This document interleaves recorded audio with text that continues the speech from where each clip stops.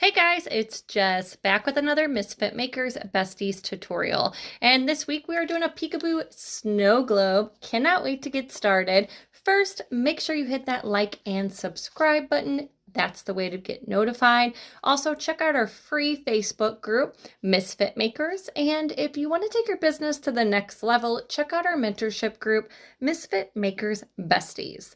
Okay, so if you're a bestie, this design is going to look very familiar to you. It is similar to a design that we did a few weeks ago when we were working with snow globes, but this time we are doing a peekaboo snow globe. I love the way peekaboo snow globes look. Love the way they turn out. I don't know, it's something about just like the peekaboo part, the glitter moving where the peekaboo part is. I don't know, maybe I'm crazy. But we are using all of the same supplies, and we're even using the same glitter color that I used when I did my last snow globe. I know I was trying my hardest to change it up and use a different color, but I love this color so much. And since it's St. Patrick's themed, I was like, this is the perfect green for what I need. So my snow globe is from the Vinyl Fun for Everyone. My glitter is from Peachy Olive. It is Nacho. And we are using the levitation solution from Adhesive Apothecary. All of the supplies will be linked down below along with some discount codes, so definitely check it out. Again, snow globes are so much fun to make because you don't have to mess with epoxy and they're kid friendly. So I love doing these kind of projects with my kids because they are not huffing and puffing all the fumes in of UV resin or epoxy. So we are going to add some solution first. Now I did add a little more solution this time than I did last time, and that did seem to help out a little more, because what can happen is if you don't have enough solution down at the bottom, when you start to add your glitter will get stuck up at that top rim. Now it's going to happen no matter how much solution you have. Snow globes are like, you really have to play around with them. I know it can get frustrating and you're stuck with like this huge bubble, and so it looks like your snow globe, your glass is not completely full. You have to keep messing with it. Shake it, shake it, shake it, shake it. Get that glitter moving. Then you can add some more solution. Get that bubble towards the bottom where the hole is. And you just, again, have to keep moving your glass around until you can add more solution. I like to have a tiny air bubble so it looks like my tumbler is completely full. As you see right here, see that hole is way too big. We need to add more solution.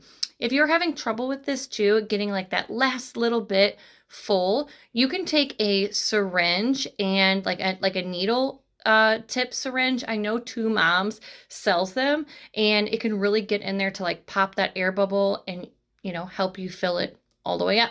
So we're going to fill our solution all the way up to the top, and once you're happy with it, we are then going to add this plug. Now, I'm not sure if this plug was like deformed or what, but you guys saw like the plug came with this tumbler. It just seemed really large, which ended up messing me up at the end, but luckily this cup is just for myself and nobody's going to notice it except me. But it did end up leaving like a little bubble at the bottom of my cup because, again, the plug was like really large. I don't know what the deal is. We're going to cut out a 2-inch circle using my little 2-inch circle cutter. And we're going to cut it out with our Gorilla Tape. This is an extra step, guys. You don't have to do this, but I like to ensure the quality of my tumbler. So we're going to do that and add it right over that plug, like so. Voila. And then we are good to go. If I were not doing the peekaboo part, which I am, so I'm going to have a coat of epoxy over my tumbler, I would then add a small layer of UV resin to the bottom of the snow globe. But like I said, we're going to do a coat of epoxy over the entire thing, so I can skip that step.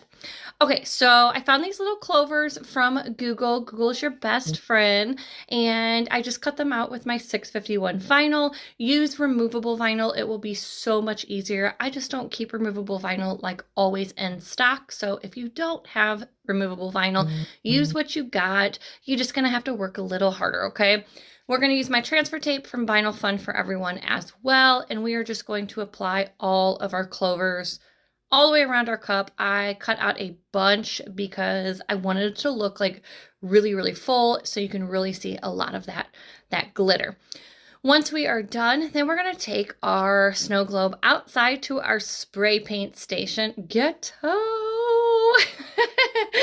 Don't judge my spray paint station, okay? I do not have the correct ventilation downstairs in my craft room to be spray painting, so it is what it is, okay? We are going to use Rust-Oleum black spray paint, and I am using flat. We're going to spray a nice even coat, all like making sure that we have really good coverage on our tumbler, but not too much because we don't want runs. Since this is like the final coat, this is how it's going to look on the outside. Also, I forgot to add, I did tape off my rim so we don't get any spray paint on our rim. Once our spray paint is completely dry, about an hour or so, then we're going to go in and remove all of our decals. Again, take your time. We don't want to scrape our cup while doing this, so just go slow. I also, so you can start to see that bubble down at the bottom of my cup. I was like, Urgh. But anywho, take your time with this step. I also removed my painter's tape at my top rim, and then right before adding epoxy, I reapplied some new painter's tape. Now, when I applied my epoxy, I mixed 30 mLs of CC DIY Fast Set, and I added a little bit of Sparkletastic, which is an amazing additive, very fine glitter, and it's always my go-to additive, you guys. So mix that up very well and did a nice even coat of epoxy. Once that was completely cured, I sanded it down, lightly sanding because I don't want to scratch my glass at all. And I did a final coat of medium viscosity, also from CC DIY.